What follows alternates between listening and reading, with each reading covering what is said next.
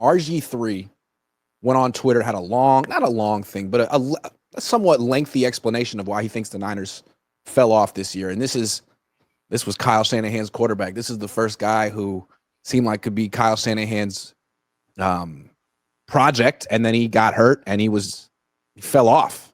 So a lot of people feel like it was Kyle. If he wasn't responsible, he was culpable. So let's see what RG3 has to say. He goes, "Dear football fans, this is a safe space. What do you think is wrong with the San Francisco 49ers? I'll start. The 49ers have lost their aura and have become mistake merchants this year. Here are the 3 reasons why. 1, Brandon Ayuk's offseason negotiations threw off the chemistry of the team. Not because he was at fault for getting his money, but because the organization let it drag out all offseason and into training camp. His injury, CMC and Trent Williams being out, has hurt the multiplicity that has made the Niners so dangerous with Kyle Shanahan at the helm.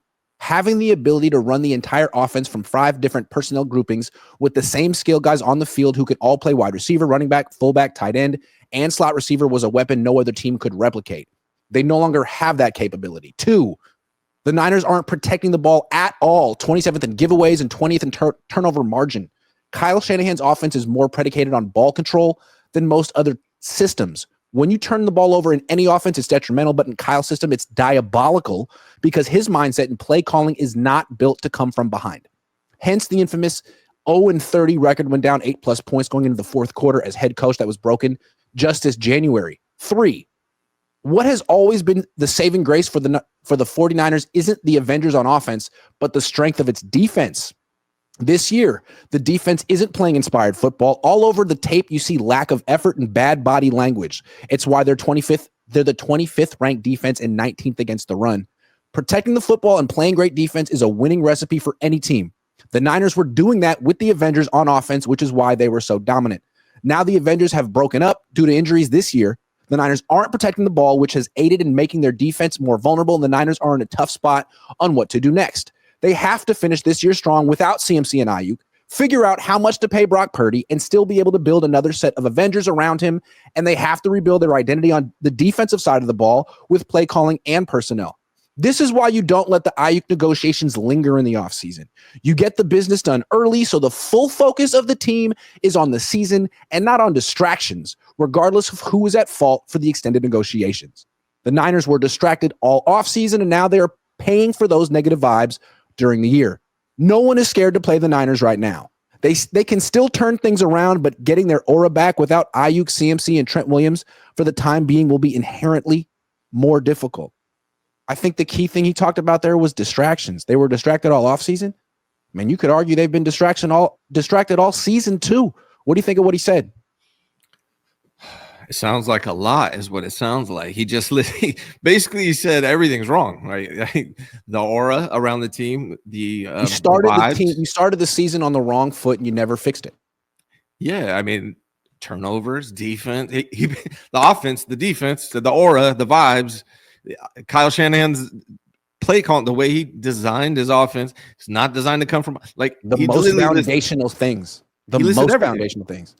Everything. So that's what I mean. Like, that's why it feels like a reset is needed at this point because everything's screwed. I don't disagree with him. I think the vibes, to me, honestly, that's probably less of a problem than Kyle Shanahan's offense and this defense, to be real. Like, if your defense was playing good, and maybe that's the reason he's saying these things aren't working.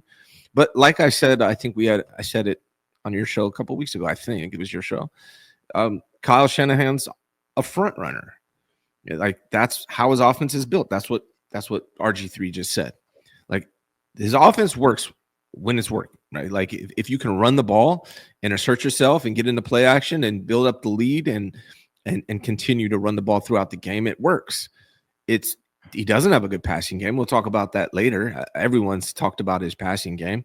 He's overrated as an offensive genius. He really is. And then when you take the defense out of it, that exposes it. When you take the Avengers out of it, that exposes it. And then the one thing I do disagree, he said because the Avengers are gone, turnovers are gone up. Not the Avengers are turning over the ball.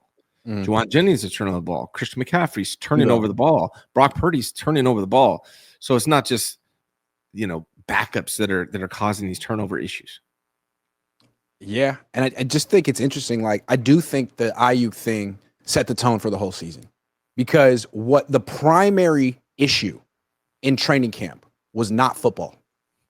It was the Ayuk circus. Is he here today? What did he wear? What was the look on his face? Did he walk over to Kyle? Did he dap up Kyle? Did he dap up John? Was there a difference in the way that he dapped up Kyle and John? Like, every day I would come back after practice and be like, all right, so there was practice and there was some stuff that happened on the field, but you want to know about Brandon Ayuk, right? And that was what people wanted to know. And it was that way from freaking May until early September.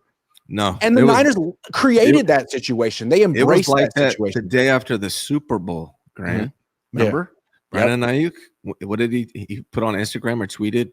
Don't forget what got you here. That's when it started. You lost that Super Bowl, and that's when a lot of guys were out. Yeah. To me, what the Niners were, what they were saying without saying it was, football will take care of itself.